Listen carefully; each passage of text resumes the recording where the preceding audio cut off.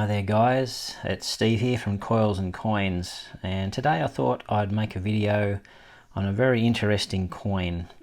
It's affectionately known as the year 2000 mule coin, and this is not it. This is the standard year 2000 coin. It's a Mobberoo's coin, so it's got the Mobberoos on the reverse, and on the obverse it's got the IRB effigy. Year 2000. So there were 7.6 million of these $1 coins minted in the year 2000, and a very interesting thing happened during the production of this coin.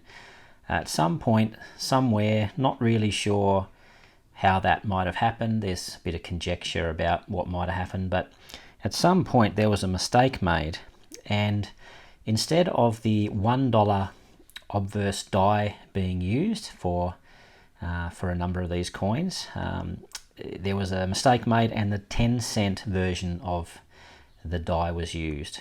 Now the 10-cent version of the die is only 1.4 millimeters smaller than the $1 version, so to the eye a pretty easy mistake to make, you would say.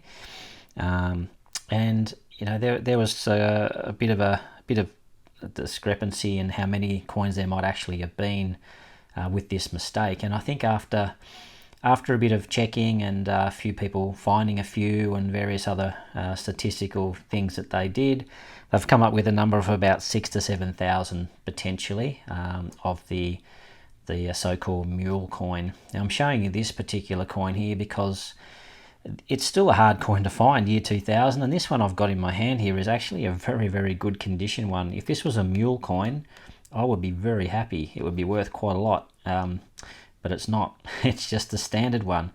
But believe me, most of the year 2000 coins you find are not this good. They're really quite worn because they've been in circulation for well over 20 years now.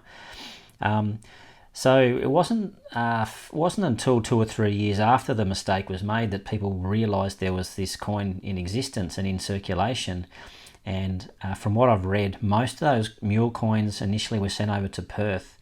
So when it was discovered, there were a lot of people heading to the Perth casino, searching through $1 coins trying to find them, and they did find quite a few.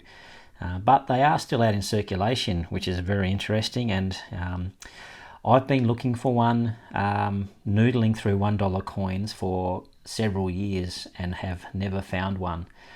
Well, I'd never say I never found one. I found one about 4 days ago, which was quite amazing because I had 4 rolls of $1 coins sitting there that I hadn't finished looking through. I had some 20s and 5s as well, and I just thought, oh, I better get these coins to the bank because I had a few sitting there, and there were 4 rolls of $1 coins left, and about halfway through the 3rd roll I happened to find one, and I couldn't believe it. When I saw it, I nearly fell off my chair. So why do they call it a mule coin? Well, it comes about because it's a hybrid between a $1 coin and a 10-cent coin, much like a mule is the hybrid between a horse and a donkey, so that's where they come up with mule. But what I'll do here is I'll show you the mule coin that I found. Now, if you compare it to the $1 die, which is a bit hard to do here, but I'll try and do it. The 10-cent die is noticeably smaller. Well, it's 1.4 millimeters smaller, which isn't a lot, but when you see them side by side, you can really see the difference. Now the mule coin that I found is quite worn, and this is a typical condition year 2000 coin.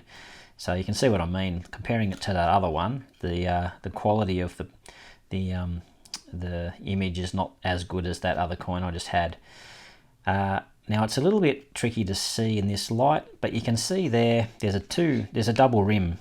So obviously what's happened is because the 10-cent die is smaller than the $1 die, when it's been stamped, it's left this impression of the 2 rims. So you've got the outer coin rim and then the inner rim of the die.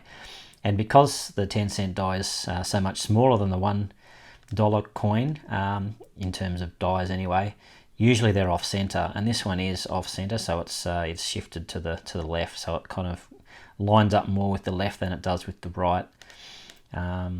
So yeah, this is the mule coin. In this sort of condition, they're worth probably $300, $400, $500 perhaps. They are generally worth, well, could be worth thousands in better condition than this, and if they're well scented with the impression of the 10-cent die scented on the planchet, they could be worth a lot more. I think they have gone for over as much as $4,000 when they've been in really good condition and well scented. So yeah, there's 7.6 million year 2000 coins out there. There's 6,000 or 7,000 mules like this.